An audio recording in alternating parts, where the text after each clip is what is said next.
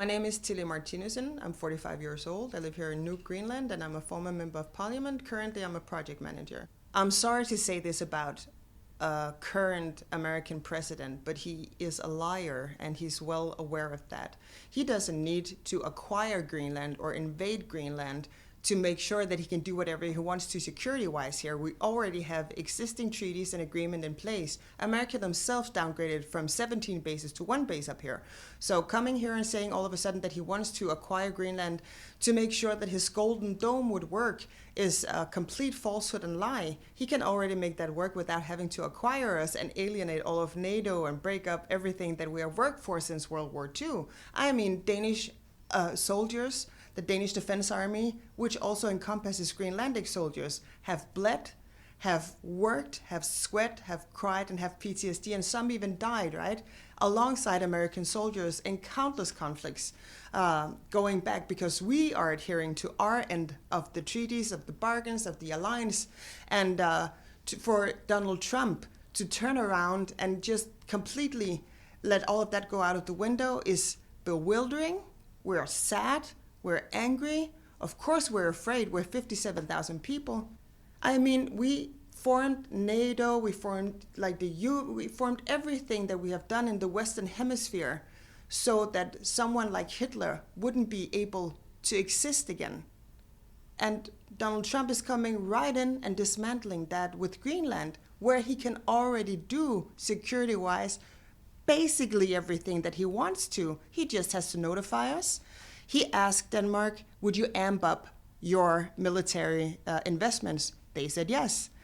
He asked, we want to do trade with Greenland. We want, of course, to make sure that we will get trade agreements with minerals and with oil.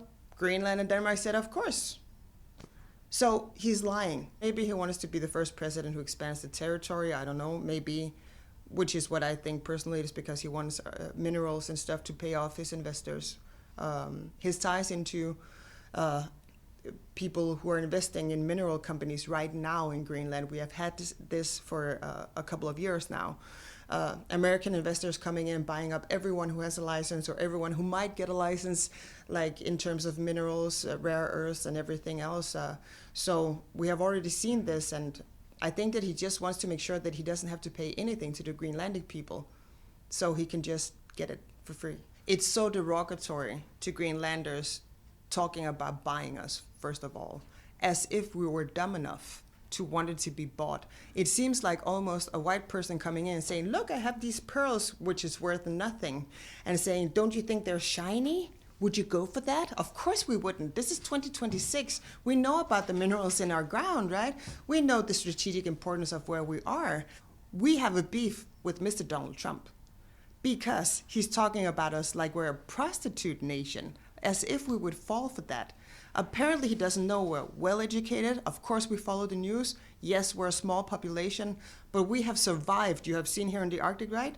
All of our ancestors have survived here for hundreds and hundreds of years. This whole business is making us angry and sad, very sad, that the United States would treat a so long-standing ally like this. And he's treating us like we don't know, like we're simple people. We're well educated. We have all the modernities of the world. We are fine with Denmark as it is. If the alternative is Donald Trump, I'm sorry, we're going to choose Denmark.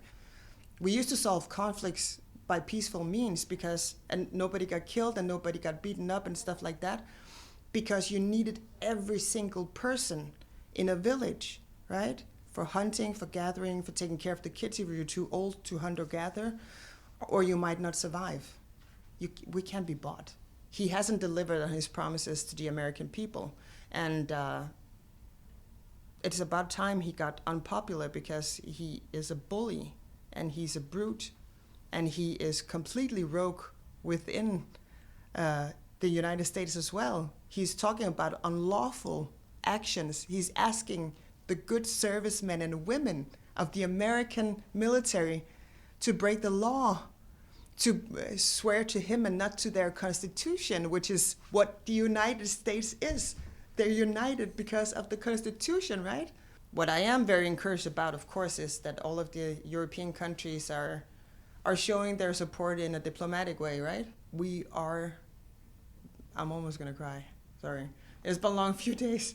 We are so grateful for every single nation that is even saying about us, look, we understand, we're behind you. And maybe even more so when you see Americans write us and say, look, we're not behind acquiring Greenland. Nobody really wants it here. It's about Trump. It's not about the United States citizens.